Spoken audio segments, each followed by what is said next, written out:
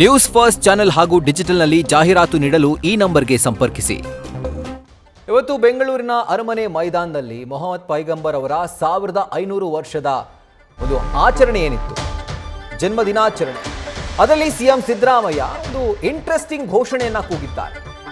ಜೈ ಹಿಂದ್, ಜೈ ಕರ್ನಾಟಕ, ಜೈ Hindu Muslim ಅಂತ ಹೇಳಿದ್ದಾರೆ, ಮುಸಲ್ಮಾನ್.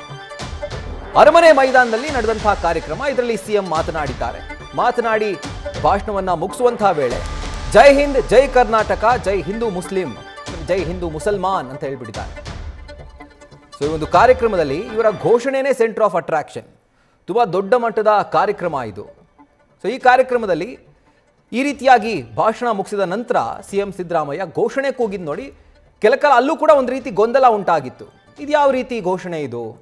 ಜೈ ಹಿಂದ್ ಕೇಳಿದ್ದೀವಿ, ಜೈ ಕರ್ನಾಟಕ ಕೇಳಿದ್ದೀವಿ, ಜೈ ಹಿಂದೂ ಬಹುಶಃ ಓಕೆ, ಜೈ ಹಿಂದೂ ಮುಸಲ್ಮಾನ್ ಏನಿದು? ಈ ಒಂದು ಘೋಷಣೆ ಒಂದು ರೀತಿ ಇಂಟ್ರೆಸ್ಟಿಂಗ್ ಅಂತ ಅನ್ನಿಸ್ತು.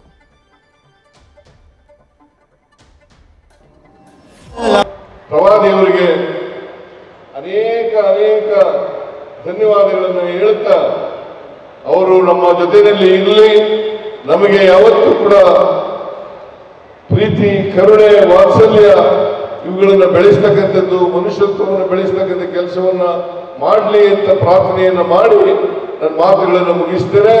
ಪ್ರವಾದಿ ಮೊಹಮ್ಮದರ ಜನ್ಮದಿನದ ಶುಭಾಶಯಗಳನ್ನು ಕೋರಿ ನನ್ನ ಮಾತುಗಳನ್ನು ಮುಗಿಸ್ತೇನೆ. ಜೈ ಹಿಂದ್,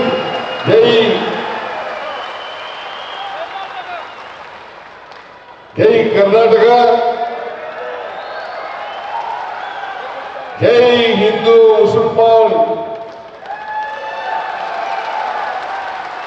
ನಿಮ್ಮೆಲ್ಲರಿಗೂ ನಮಸ್ಕಾರ.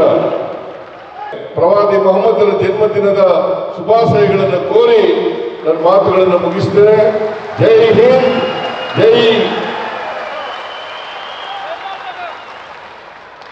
ಜೈ ಕರ್ನಾಟಕ, ಜೈ ಹಿಂದೂ ಮುಸಲ್ಮಾನ್.